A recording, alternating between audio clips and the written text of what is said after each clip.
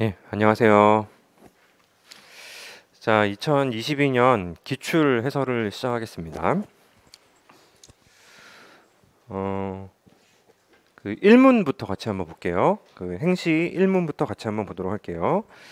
그 놀이공원이 있고요. 이윤국대화를 목표로 가격 정책을 모색하는 문제이고, 그 그룹 1, 2로 구별이 되어 있어요. 일단은 그 그룹이 구별되어 있기 때문에 아마 이 문제를 처음 보면서 혹시 3급 가격 차별인가라는 생각이 들 겁니다.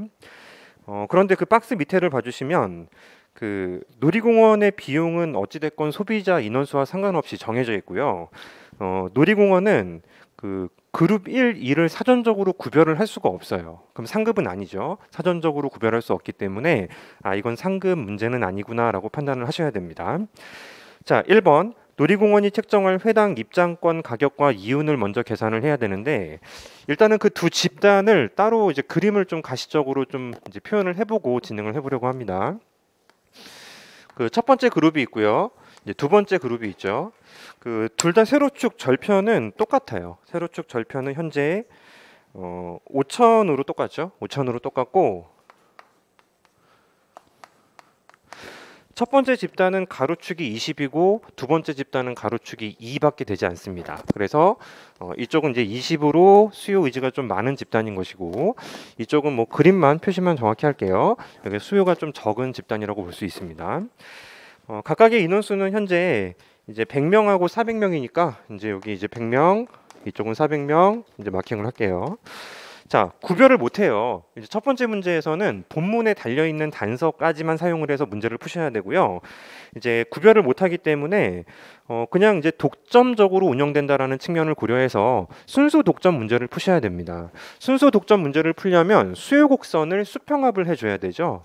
그래서 기본적으로 수요 곡선을 수평합하는 방법은 첫 번째 그룹은 20 플러스 마이너스지 마이너스 1000분의 1, 요거 이제 100번 더 하면 돼요. 100번 더해서 이제 숫자가 적혀 있는 거를 대문자로 뭘 바꿔야 되는지만 판단하시면 된다고 합니다. 따라서 100번 더하면은 100Q1, 100번이면 20 곱하기 100.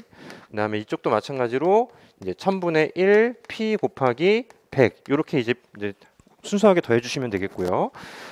이 부분을 바꿔야죠. 이 부분을 바꿔줘야 됩니다. 개별적으로 하나를 사용하면 전체는 100개이기 때문에 첫 번째 그룹의 총 수요량은 이렇게 100Q1 전체를 이제 바꾸면서 수요 곡선을 도출을 할 수가 있습니다. 자, 두 번째 그룹도 같은 방식으로 400번 더해서 이제 두 번째 그룹의 총 수요량을 정하시면 되겠고, 이 수요 곡선은 이게 그 공공재가 아니잖아요. 일반적인 사적재이기 때문에 수평으로 합해야 하죠. 따라서 수평으로 합하려면 Q로 정리된 걸 고스란히 이제 합치시면 됩니다. 자, 예시 답안에 고스란히 합쳐놓은 거 지금 뭐 수식 전개까지 다 제가 정리를 해드렸고요. 전체 수요 곡선을 도출을 했으면 그 다음은 제가 지금 강의는 뭐 인문 강의가 아니기 때문에 순수 독점 사례 문제를 푸는 건 여러분들에게 맡기면 되겠죠.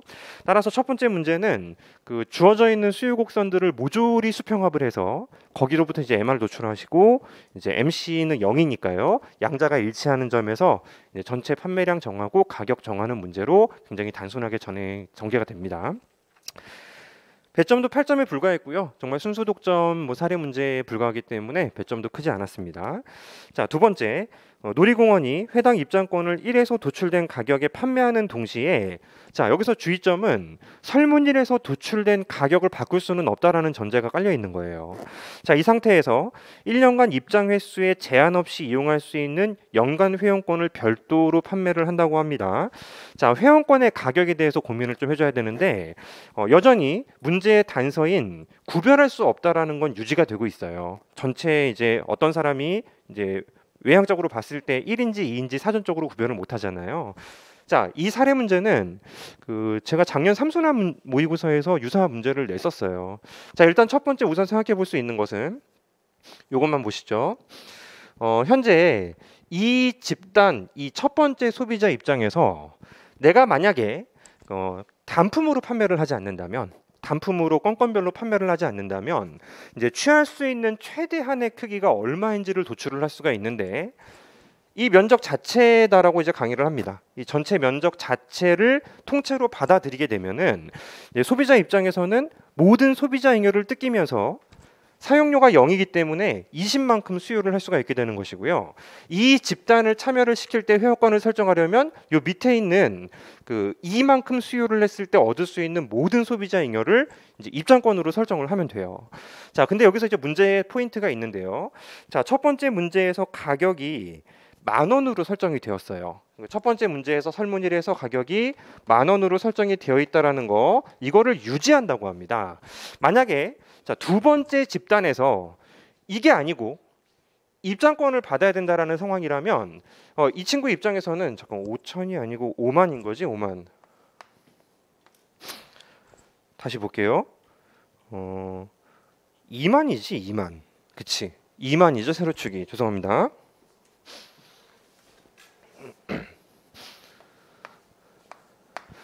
이 계산기가 너무 잘 돼 있어. 요즘에는 그 연립방정식도 챗 GTP가 풀어주시는 거 아세요? 저 요즘에 진짜 자료 준비할 만합니다.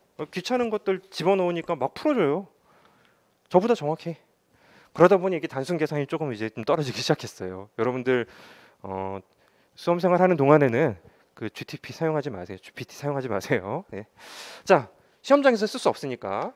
자, 현재 10,000원이라는 가격을 받아요. 그러면 여기 지금 10,000원이죠. 현재 10,000원이라는 가격이 설정된다면 이 친구 입장에서는 한 개만큼 수요를 하고 이만큼의 소비자 잉여를 누리게 됩니다. 만약에 이분들이 입장권을 구매를 해야 되고 입장권을 사게 만들려면은 적어도 전체 금액을 통째로 설정할 때에는 소비자 잉여가 제로가 되기 때문에 그때는 이제 구매를 못 하게 되는 거잖아요. 여기 있는 삼각형의 면적, 이 크기만큼은 최소한 보장해주면서 회원권을 받아야지, 입장권을 받아야지, 그래야지만 이 사람이 문제의 단서에 있죠. 같은 소비자 잉여라면 더 많이 횟수를 사용하는 걸 선택한다라고 하지 않습니까? 따라서 이분 입장에서는 여기 지금 사다리꼴 형태 있지 않습니까? 이 사다리꼴 형태만큼 입장권을 설정을 한다면 내가 누리는 전체 잉여에서 똑같은 크기의 소비자 잉여를 만족시키고 입장권을 구매했을 때 구매 횟수가 늘어나는 이쪽을 선택할 수 있다라는 거예요.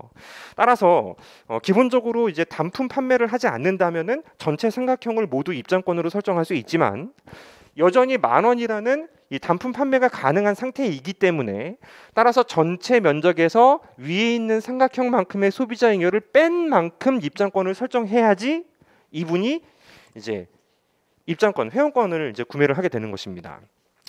따라서 이제 입장권 가격이 10,000원으로 설정된 이상 회원권을 구매시키려면 최소한 입장권을 선택했을 때 누릴 수 있는 소비자 잉여만큼은 보장을 해줘야 되는 거예요. 그래서 이 사다리꼴의 면적, 즉 전체 삼각형에서 위에 있는 10,000원일 때의 소비자 잉여를 뺀 면적을 만족시키는 가격으로 설정을 해야지 이분이 구매를 하게 되는 것인데, 자, 그게 지금 이제 해설지 그룹 2 참여 조건으로 회원권 설정 시 거기에 지금 해설이 되어 있는 거예요. 서술도 해놨습니다. 회원권 가격을 전체 누릴 수 있는 이제 소비자 잉여가 될 수 있었던 부분 20,000원이잖아요. 거기에서 5,000원을 제외한 15,000원으로 설정해야지 이분이 이제 회원권을 구매한다. 이게 이제 사실은 두 번째 문제의 포인트였습니다. 자, 이렇게 판단을 한다면 그 두 번째 수요가 작은 쪽을 참여시킨다라는 전제 조건 하에서는 똑같은 가격 설정이면 이분도 회원권을 사요. 그죠? 이분도 회원권을 사고 훨씬 더 높은 잉여를 누리게 되죠. 왜냐하면 얘도 마찬가지잖아요. 10,000원이면은 요 정도 가격까지 받을 수 있는데 더 작은 가격이기 때문에 이쪽 회원권을 구매하면서 모두 회원권을 구매하는 상태가 되는 거예요. 따라서 이 경우에는 입장권 10,000원으로 설정을 해도 이분 대상으로 이 회원권을 설정해 버리면 모두 회원권을 설정하는 상황이 됩니다. 이쪽이 훨씬 더 높으니까. 그래서 계산을 해보면 이윤이 더 떨어져요. 엄청나게 큰 마이너스 손실이 발생하고, 이제 다음 페이지 해설을 봐주시면, 자, 그러면 이 수요가 큰 집단만 내가 받아야겠다. 수요가 큰 집단만 받아서 똑같은 논리입니다. 여기 이제 10,000원으로 이제 내가 구매를 할 때에는 10번 방문을 한단 말이에요. 그럼 위에 있는 이 삼각형만큼 소비자 잉여가를 달성할 수 있었기 때문에 단품 판매가 없다라면 전체를 받을 수 있었지만 이제 여전히 입장권 10,000원 주고 들어올 수 있는 상황이기 때문에 이 밑에 있는 사다리꼴의 면적만큼을 최대한 회원권으로 설정을 할 수가 있습니다. 그렇게 설정하면 이분은 뭐 감당이 안 되죠. 10,000원 내고 들어와야 되고 이분은 이제 회원권을 구매하는 상황이 되는 거예요. 이 문제는 뒤에 사문에서도 얽혀 있는 내용이기도 한데요. 자, 회원권을 설정하려면 단품 판매 시 누릴 수 있는 소비자 잉여만큼은 전체 삼각형에서 빼고 설정을 해야지 이 사람이 이제 회원권을 구매할 수 있을 것이다. 이게 바로 가장 중요한 포인트가 되는 것입니다. 자, 이 경우에는 그 예시 답안에 적혀 있는 것처럼 이제 소비자 잉여를 무려 5만을 누리기 때문에 전체 20만 원에서 5만을 빼고 15만 원으로 설정을 하면 된다는 것이죠. 그렇다면 이 친구는 회원권, 이 친구는 이제 입장권을 이제 구매를 하면서 각각의 매출액에서 이제 고정 비용을 빼고 계산을 해보면 이제 이윤이 그래도 여전히 마이너스이지만 이제 마이너스 손실폭이 줄어든다라는 걸 확인할 수가 있습니다. 자, 3문으로 넘어가시면. 놀이공원이 회당 입장권 판매를 중지했어요. 그러면 이건 2부 가격이잖아요. 그냥 2부 가격 공부했던 거하고 똑같은 문제가 돼버리는 것이죠. 두 가지를 고민을 해야 됩니다. 첫 번째는 2분까지 고객으로 받아들이면서 이 삼각형 곱하기 총 인원수 500명만큼을 매출로 올릴 것인지, 이분들 버리고 자, 이 삼각형만큼 설정해서 자, 이분들의 전체 잉여를 챙기고 이분들은 버린 채로 곱하기 100만큼만 누릴 것인지 양자의 크기를 반드시 비교를 해줘야 되는 이제 2부 가격 문제입니다. 사실 이제 2부 가격은 2부 가격 단독으로 나와도 이제 30점까지도 배점이 설정될 수 있는 난이도가 높은 문제였는데 이제 MC가 0이 아닌 경우는 조금 더 어렵거든요. 근데 이 문제는 MC가 0이기 때문에 굉장히 간단하게 세 번째 문제도 해결을 할 수 있어야 되죠. 따라서 3문의 경우도 이제 회원권의 가격과 놀이공원의 이유는 이제 둘을 비교해 보시면 될 텐데요. 예시 답안에서 제가 두 가지를 모두 해봤죠. 그룹 1만 고려하는 경우하고 그룹 2도 수용하는 경우 이윤, 사실 매출액만 비교하면 되는데요.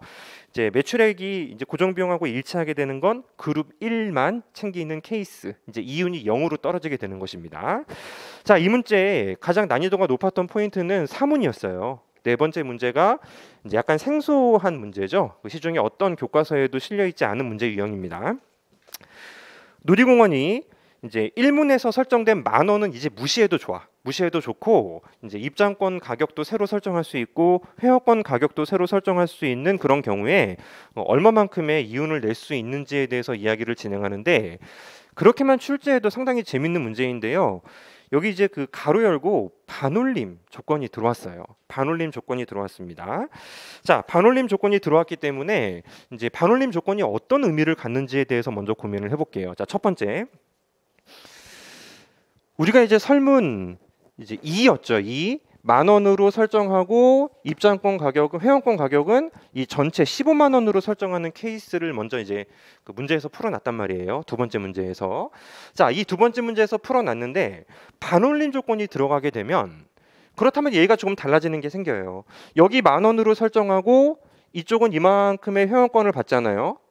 그런데 10,000원이라는 가격을 끌어올렸을 때에는 가격은 올라가지만 0.5 이상에서는 여전히 1만큼의 수요를 유지할 수 있기 때문에 가격이 올라가도 15,000원까지는 매출액이 그냥 위쪽으로 증가할 뿐인 거예요.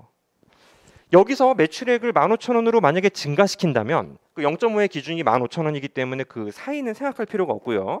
15,000원으로 가격을 끌어올리게 되면, 그렇다면 0.5라는 수치가 찍히지만 실제로는 1만큼 수요를 하기 때문에 이쪽에 있는 그 매출이 이만큼으로 더 올라가게 됩니다. 위쪽으로 올라가게 되는 거죠. 따라서 그 올라가는 크기를 면적으로 표시하면 여기에요. 10,000원보다는 1이 유지되면서 5,000원만큼 더 단가를 높일 수가 있는 것인데, 여기서 이득뿐만 아니고 여기서도 이득이 생기는 거예요. 왜냐하면 15,000원이라는 가격에서 내가 이만큼 수용을 하잖아요. 실질적으로 이 소비자 입장에서는 그 소비자 잉여가 줄어드는 상황이 발생하게 된다. 여기도 마찬가지죠. 15,000원으로 올라가게 되면은 단품으로 구매했을 때 여기 찍혀 있는 숫자가 지금 5 아니겠습니까? 여기서 소비자 잉여가 15,000원으로 구매했을 때 줄어들 수 있다면, 내가 회원권으로 설정할 때 그 이 5,000원을 빼고 나머지, 그러니까 5만 원이죠. 5만 원을 빼고 나머지만 설정했던 거에서 추가적으로 얻을 수 있는 플러스가 생긴다는 것입니다.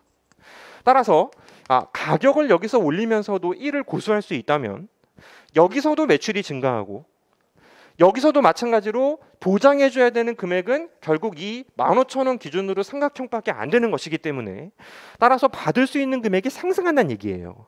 전체 20만 원에서 이제 5만 원을 보장해줘야 됐기 때문에 15만 원으로밖에 설정할 수 없었던 크기가 더 높아질 수 있다는 겁니다. 15,000원으로 이제 입장했을 때 얻을 수 있는 소비자 잉여만큼만 빼주면 되는 것이기 때문에 여기도 올라가고 여기도 올라가니까 기업의 이윤은 커질 수 있게 되는 것이죠.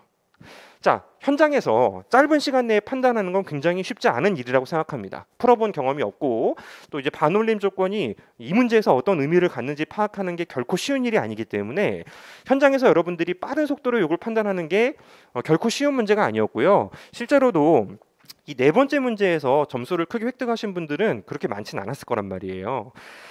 결국 네 번째 문제가 이제 무려 이제 배점이 16점이지만 정말 큰 변별력 중에 하나잖아요. 그 다음번 역시 마찬가지로 6점이기 때문에 4번을 못 풀면 이제 5번에서도 쓸 말이 없기 때문에 22점 정도 아니겠습니까?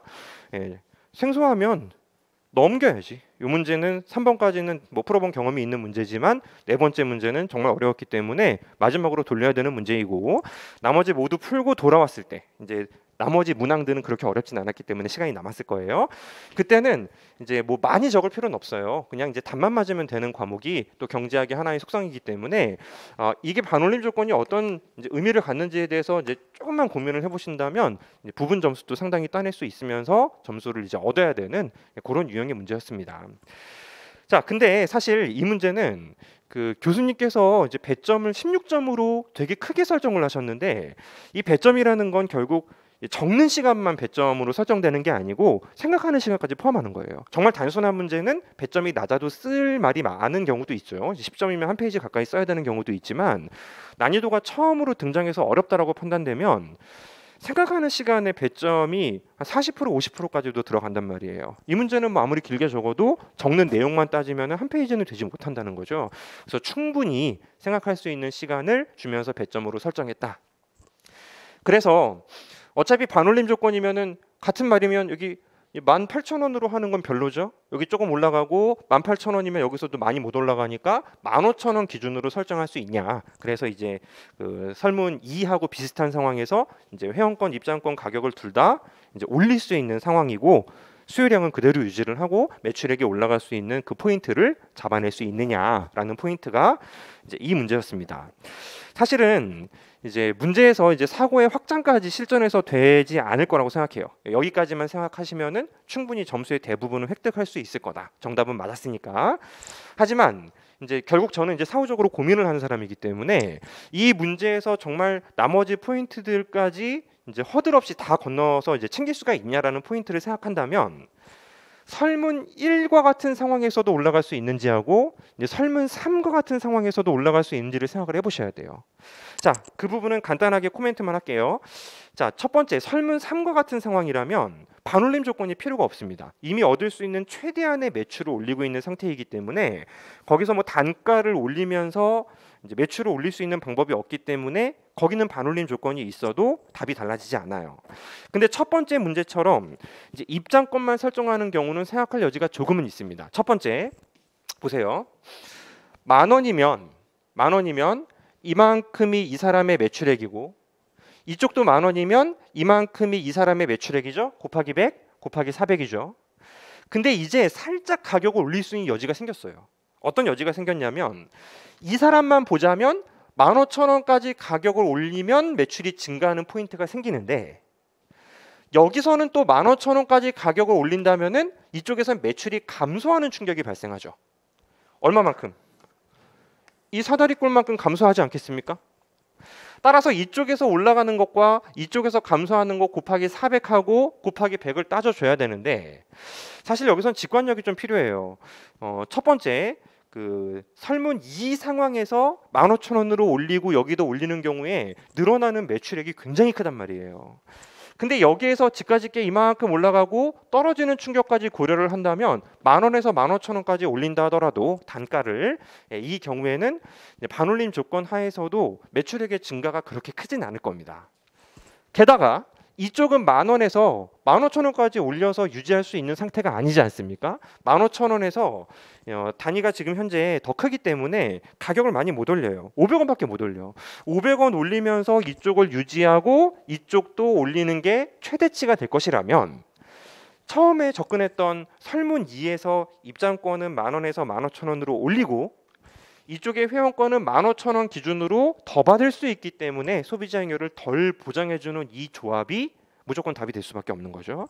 따라서 실전에서 생각을 할 수 있다면야 좋겠지만 그게 안 된다 하더라도 이제 이 시험의 현실적인 어떤 난이도의 여건을 고려하면 제가 이제 직전에 설명드린 해설지에 입장권과 회원권을 모두 고려하는 경우가 이제 정답이 될 수밖에 없는 것입니다. 자, 이 문제는 실제로도 푸신 분들이 많지 않다라고 저는 전에 들었고요. 여러분들이 아마 실전에서 이 문제를 처음 봤다면 네 번째 문제 풀기 진짜 어려울 거예요. 지금은 이제 이 반올림 조건이 또 다시 등장한다면 양쪽에서 뭐 올라갈 수 있는 여지를 따지라는 것이구나. 이 정도의 난이도로 여러분들이 판단을 내려주시면 됩니다. 가격을 내리는 건 절대 안 되죠. 가격을 내려서 이쪽을 2로 만드는 건 이쪽에서 굉장히 큰 손실이기 때문에 올리는 방향으로만 생각을 하시면 되는 거죠. 자, 설문 5는 그냥 표 정리해 둔 게 다예요. 일단은 그 반올림 조건이라는 건 가격을 올렸을 때 판매량이 줄지 않는 영역을 이제 그 기업 입장에서는 챙기는 것이기 때문에 따라서 기업의 독점력이 더 올라가는 거잖아요. 여러분들 아시는 것처럼 순수 독점보다는 2부 가격에서 사회후생이 더 커지는 거 기억하시죠? 그런 느낌으로 여러분들이 이제 그 답을 사회후생의 크기를 비교해 주시면 됩니다. 자, 설문 1하고 이제 비교를 하는 문제였는데 그 설문 1의 경우는 사실 반올림 조건이 없고요. 약간 올라갈 수 있는 여지가 있지만 큰 차이는 안 나고 설문 4의 경우는 반올림 조건이 있기 때문에 더 커질 수 있는 영역이 있었거든요. 이런 차이점은 있지만 뭐 전체 크기가 워낙에 차이가 많이 나기 때문에 실제로 설문 4 쪽에서 전체 사회후생이 극대화될 수 있다. 이런 이야기를 이제 서술을 해주시면 되겠고 그리고 설문 1의 경우는요. 이윤이 음수예요. 고정 비용이 만약에 이제 비매몰 비용이라면 철수를 해버리면서 시장이 붕괴되고 후생이 제로로 떨어져 버리는 상황도 배제할 수가 없습니다. 자, 이렇게 첫 번째 문제가 난이도가 좀 높았죠. 실제로 많이들 이제 어려움을 좀 겪어졌을 것 같고요. 이제 두 번째 문제로 넘어가겠습니다.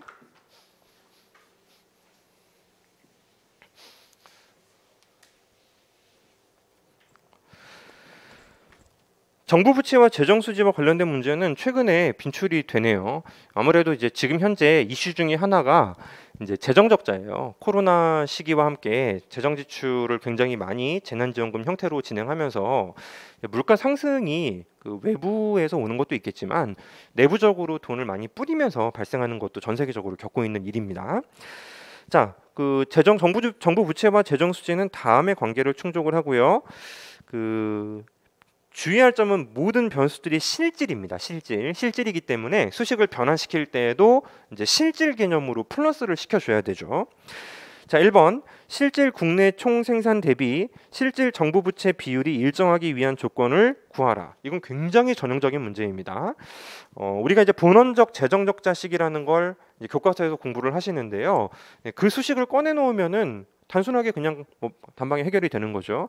그리고 최근에도 이 문제 재정적자식 도출하는 문제는 출제가 되었었고 외워서 푸시면 안 됩니다.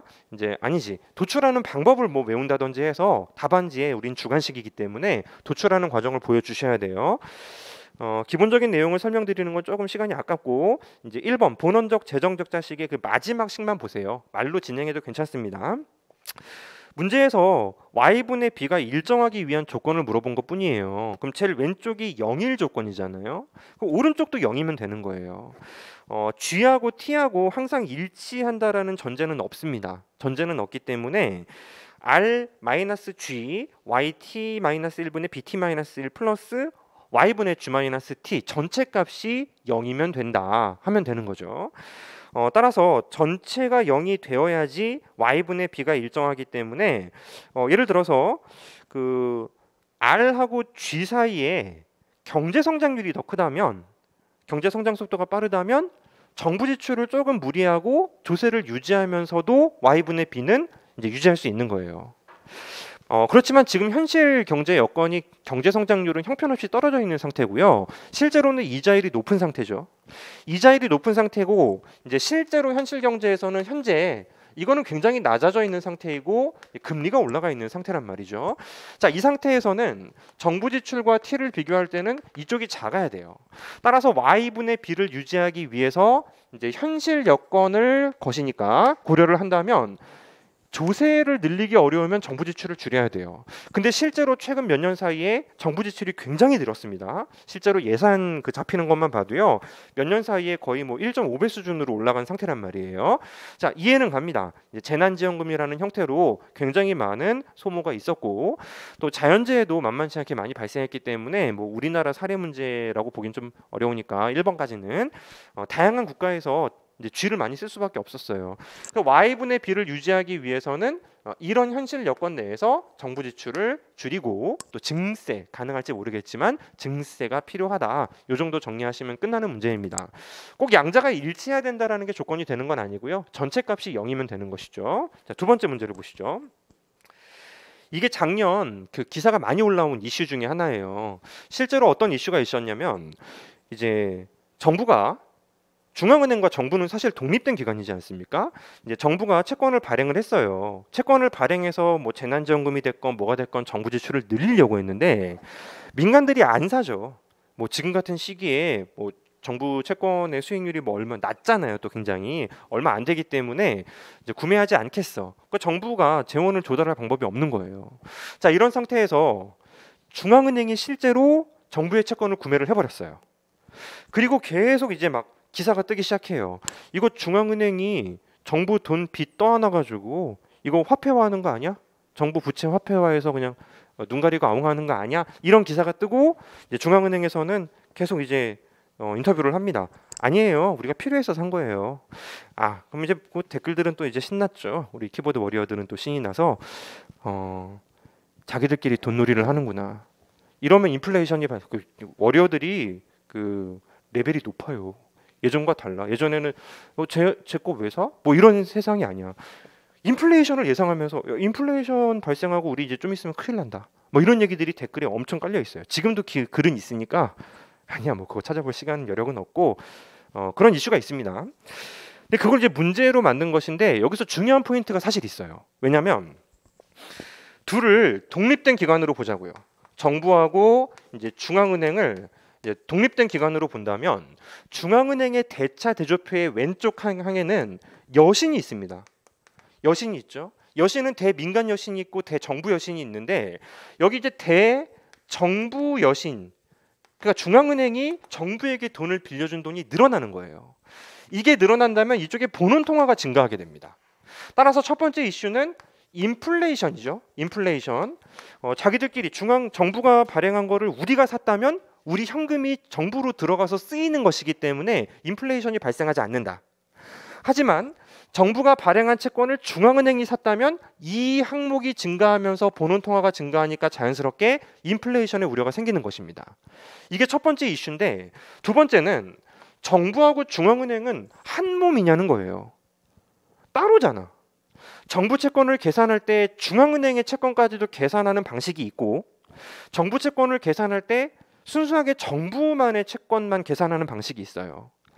자, 정부 채권이라고 하면 사실은 후자가 맞습니다. 정부의 채권이라고 하면 내가 빚을 냈을 때 민간이 샀어도 빚은 늘어나는 거고 중앙은행이 구매했어도 빚은 늘어나는 거예요. 근데 이 문제의 취지를 보셔야죠. 정부 부채의 화폐화라는 것은 정부 부채가 보이지 않고 돈으로 해결을 했다라는 의미잖아요.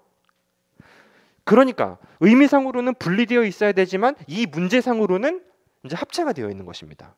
따라서 정부가 채권을 발행했을 때 돈을 조달하는 수단 중에 하나는 채권을 발행해서 민간들에게 빚을 내는 것인데 중앙은행에서 빚을 냈다라면 그거는 카운팅하지 않겠다라는 의미인 거예요. 따라서 첫 번째 문제하고 이제 맥락이 좀 맞아 떨어지는데요. y분의 b를 유지할 때 단순하게 오른쪽 항목 있지 않습니까? r-g에 뭐 yt-1, y분의 g-t 있잖아요. 자, 이 부분이 실질적으로 왼쪽에서 y분의 b를 조율할 때 전체를 0으로 맞춰야 됐던 1번 문제와 달리 하나 더 늘어날 수 있는 거죠. 중앙은행이 채권을 구매해 준 건 내가 이제 정부 부채에 뭐 우리 한 몸이니까 정부 부채에 포함시키지 않을 거야. 마치 정부가 이제 돈을 발행할 수 있는 것처럼 정부가 재난지원금을 쏠 때 정부가 돈을 찍어서 그걸로 이제 쏠 수 있는 것처럼 이제 상황을 설정을 하겠다라는 문제였던 것입니다. 따라서 설문 1과 비교하여 어떻게 달라지는지에 대한 거잖아요. 만약에 우리가 정부는 정부고 중앙은행은 중앙은행이야. 중앙은행 채권 발행해서 이쪽으로 이제 정부 중앙은행이 산 것도 카운팅 이제 할 거야. 라고 했다면 답이 안 달라져. 답이 안 달라지죠. 이쪽에서 채권을 발행한 만큼 어차피 이 전체 값은 빚이 늘어난다라는 사실은 달라지지 않기 때문에 1번하고 답이 똑같으니 이 문제에선 취지가 이제 순수하게 중앙은행이 사들인 거는 이제 채권 그 화폐 그 부채에선 빼자. 이런 의미가 되는 겁니다. 따라서 여기 항목이 더 늘어나요. 어떤 항목이 늘어나냐면 그 전기와 이번 기와 전기 사이의 델타 값을 계산할 때 중앙은행이 산 거는 빼자는 것이고 채권을 발행했습니다. 중앙은행이 샀어요. 그럼 정부에게 돈이 들어가죠. 그 명목 크기를 델타 M이라고 표현할 수 있을 거예요. 따라서 델타 M만큼은 내가 채권 그 부채 계산할 때 정부 입장에서는 빼도 좋다라는 여건이 추가되는 것입니다. 다만 주의할 점은 전체가 실질이라는 것이죠. 전체가 실질이기 때문에 자 이거를 내가 명목으로 이제 판단을 하고 이제 문자를 만들었다면 물가로 나누는 작업을 진행을 해주셔야 되겠고 나는 처음부터 그냥 실질 통화량이라고 볼 거야라고 한다면 그냥 실질로 두셔도 상관없습니다. 계산하는 과정에서 y는 따라 붙기 때문에 오른쪽에 마이너스 y분의 이제 실질 통화량이 이제 마이너스 정부 부채 입장에서는 줄어드는 상황이 될 것이다라고 변형을 시킬 수 있어야 한다는 얘기예요. 따라서 이제 본원적 재정적자식에서 오른쪽에 여력이 생기는 것입니다. 즉 이걸 유지하려면 이거를 0으로 만들어야 되는데 이게 발생한다면 그죠? 이게 발생한다면 늘려도 되는 거잖아. 재난지원금 더 써도 되는 거예요. 따라서 정부 부채의 화폐화, 즉 중앙은행과 정부를 하나의 이제 카운팅할 수 있는 주체로 생각을 한다면 그렇다면 돈으로 해결할 수 있는 여지가 생긴다는 것입니다. 돈으로 해결하면서 이제 원래는 이쪽이 0이어야 하는데 이쪽이 양수가 돼버리기 때문에 아까는 못했지만 이제 쥐를 늘릴 수 있는 여력이 생기는 거예요. 그런 문제인 것입니다. 따라서 정부 부채의 화폐화라는 게 역시 또 최근에 또 불거져 나온 이슈이고 거시교과서에서 많이 소개를 안 하고 있는 내용이었기 때문에 정부 부채의 화폐화가 뭐야? 라고 생각했다면 용어를 모른다면 못 푸는 건데요. 그 앞에 힌트는 있잖아요. 중앙은행의 통화 증발을 통한 정부 부채. 그러니까 중앙은행이 돈을 찍어서 뿌리는 정부 부채의 증가는 카운팅하지 않았을 때 그때는 어떤 여력이 생기는가라는 생각보다 좀 단순하게 풀릴 수 있는 문제 중에 하나였던 것입니다. 자, 1번도 그렇고 2번도 그렇고요. 전부 본원적 재정적자식을 도출하는 방법 이제 알아야지만 마지막에 y분해를 넣을 수 있는 것입니다. 이 y분해를 수식 전개하는데 처음에 집어넣지 않으면 꺼낼 수가 없어요. 그런 문제고요. 1과 2의 결과를 이용하여 정부 부채의 증가가 인플레이션의 원인이 될 수 있는 주장은 뭐 대략 답이 나왔죠. 그죠?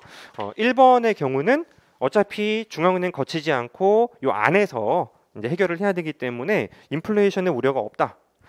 하지만 두 번째 경우는 인플레이션이 우려가 될 수 있는 거죠. 그죠? 그래서 이제 문제에서 끝자락을 또 보시면요. 노나라라고 되어 있어요. 그러니까 인플레이션의 원인이 되냐 물어본 게 아니고 또 노나라고 했기 때문에 단순하게 이제 인플레이션 1번은 없어요, 2번은 있어요 하고 끝내는 문제라기보다는 조금 더 최근에 것이니까요. 경기 상황을 고려했을 때의 정부 부채 증가, 인플레이션에 대해서 현실적인 어떤 상황을 조금 더 담아주신다면은 그 부분이 뭐 큰 배점은 아니라도 이제 어느 정도 이제 배점 설정은 되어 있을 겁니다. 한번 쭉 읽어보시면 되겠고요. 그래서 이 문제의 포인트는 정부 부채를 중앙은행이 산 건 B에 포함시키지 않겠다라는 전제 조건 하에서 출제를 한 것이고 내가 이제 인식을 하기에 중앙은행에 갚아야 될 돈도 결국엔 빚이 아닌가? 라고 생각한다면 사실 빚이 늘어나긴 늘어납니다. 그런 포인트를 제가 서술로 담았어요. 그래서 2문은 뭐 그간 나왔던 문제가 조금 더 심화된 문제로서 역시 또 1문은 반드시 쉽게 맞춰야 되고요. 그러니까 포인트 게터 문제들은 있어요. 그래서 특히 산문 같은 경우는 어렵지 않은 문제였기 때문에 아무리 어렵다 해도 쉬운 문제를 찾아내면 충분히 여러분들이 일정 점수는 받을 수 있었던 그런 시험이었습니다. 그래서 제가 삼순환 마지막에 이런 말을 하잖아요. 풀 수 있는 문제 먼저 풀고 처음 보는 문제는 마지막에 푼다. 그러면 아까 22점에 방금 전 배점 몇 점이었어? 이문희 8점이죠. 그럼 30점. 나머지 70점은 충분히 공부한 걸로 풀 수 있는 문제예요. 그리고 다 풀어놓고 이제 조금이라도 점수를 따내기 위해서 이제 소위 발악을 하면 70점 이상 가능하고요. 80점도 가능하고. 근데 작년 합격 평균은 굉장히 낮았죠. 그죠? 실전에서 1문 때문에 당황하신 분들이 풀 수 있는 문제에서 굉장히 시간을 많이 못 쓰면서 또 못 쓰고 급하니까 실수도 하고 이런 것들은 실전에서 여러분들이 주의를 해야 됩니다. 자, 3문으로 넘어가시죠.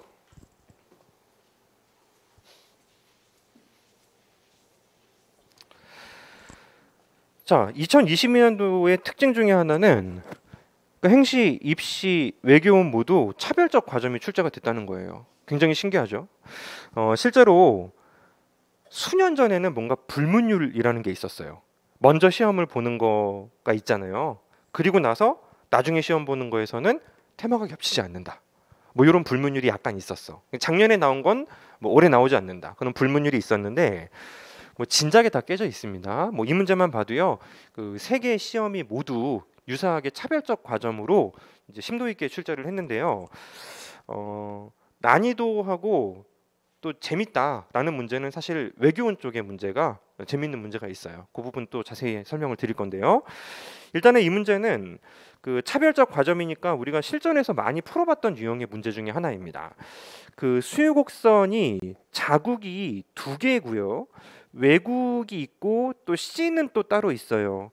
그러니까 A하고 B는 자국이고 C는 외국의 기업인데 그러면 굉장히 복잡할 수 있겠다라고 걱정을 할 수 있었는데 이게 완전 분리돼 있어요. 국내에서 거래하는 거하고 해외에서 거래하는 거 사이에서 이제 물건을 상대국 시장에서 제품을 판매할 수 없기 때문에 그러니까 두 개 별개 시장인 거예요.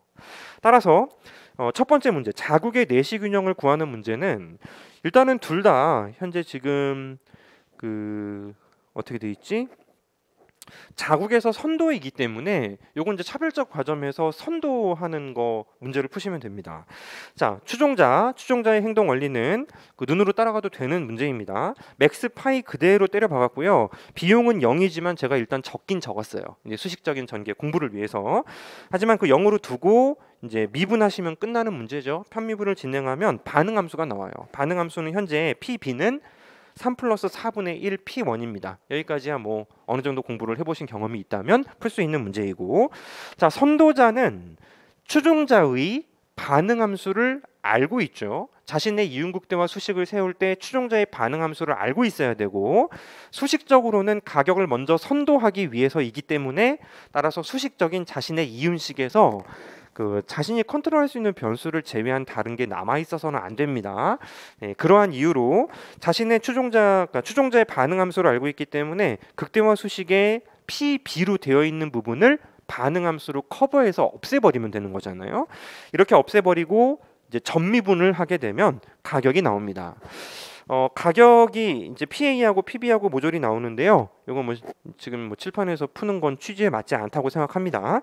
여러분들이 이제 계산을 좀 해보실 필요가 또 있고요. 이 문제는 또 이윤까지 만약에 문제에서 이윤을 구하라는 말이 없으면 구하지 않아도 돼요. 여러분들 시간만 쓰는 거니까. 하지만 이 문제는 이유가 있었기 때문에 자, 이윤을 구하라고 했습니다. 단순한 문제였고, 자, 두 번째, 외국의 내시 균형은요. 외국은 둘 다 추종자예요. 그럼 뭐야 이거? 그냥 반응함수 두 개 엮어서 연립방정식을 풀어버리면 되지 않습니까? 자, 근데 이제 배점이 이 정도라면은 20점을 줘도 괜찮지 않나라고 생각이 드는데 12점밖에 주어져 있지 않다는 건 적당히 눈치채라는 겁니다. 지금 보시는 것처럼 모든 기업의 함수가 사실은 똑같아요. 변수만 다르고 똑같아. 그래서 추종자의 행동 원리를 구하셨으면 이 외국의 내시 균형을 구할 때도 그 함수를 반응 함수를 그대로 스위치해서 쓰면 된다고요. 또 뭐 이윤국대와 수식 짜고 뭐하고 할 필요가 없다는 거예요. 이해됩니까? 자, 첫 번째, 그 선도 기업이 있는 경우에 이제 기업 B의 행동 원리에서 PB는 3 플러스 4분의 1 PA가 나왔다면 외국 거 따질 때는 숫자 그대로 두고 문자만 바꾸면 그만이라는 거예요. 그렇게 한다고 절대 여러분들 감점하지 않습니다. 답이 맞았으니까. 과정도 알고 있는 것이고. 그러면 굉장히 빠른 속도로 외국의 내시 균형을 구할 수가 있죠. 그래서 이때도 가격 4 충분히 도출을 할 수가 있는데, 자, 최근에 기출이 많이 나왔죠. 두 번째, 반덤핑 조치를 시행할 수 있는지를 판단하라고 합니다. 이 반덤핑 조치가 우리 시험에 그 행시에서 처음 출제가 되었을 때 뭐 논란이 있었어. 배점은 뭐 8점인가밖에 안 됐는데 거기에서 뭐 별별 수식으로 전개했던 그런 이제 논란이 좀 있었었는데요. 반덤핑 과세는 굉장히 단순합니다. 자국에서 비싸고 외국에서 저렴하면 차익만큼 때리는 거예요. 그래서 이 역시 마찬가지로 반덤핑 과세를 때릴 수 있느냐 하면 때릴 수 있죠. 그죠? 국내에서는 가격이 비싼데 너네 외국에서 왜 적게 받아? 그러니까 둘의 차익만큼 내가 반덤핑 과세를 때릴 것이다 하면 이제 그만이 문제예요. 따라서 반덤핑 조치를 하고요. 상대 기업은 설문일의 가격을 고수를 하고 이런 경우에 이제 이윤이 얼마큼 떨어지는지를 충분히 계산을 할 수 있습니다. 이 계산을 해줘야 되는데요. 두 번째 질문은 A가 반덤핑 조치를 회피하기 위해서 C에게 가격 담합을 제한할 유인이 있는지를 물어봤단 말이에요. 이것도 뭐 사실 단순하죠. 외국에서 둘이 가격 담합을 했을 때 발생할 수 있는 이윤이 있잖아요. 그 이윤이 실제로 커지면서 반덤핑 조치까지 회피할 수 있다라면 무조건 유인이 있는 거죠. 결국 계산 문제가 되는 거예요.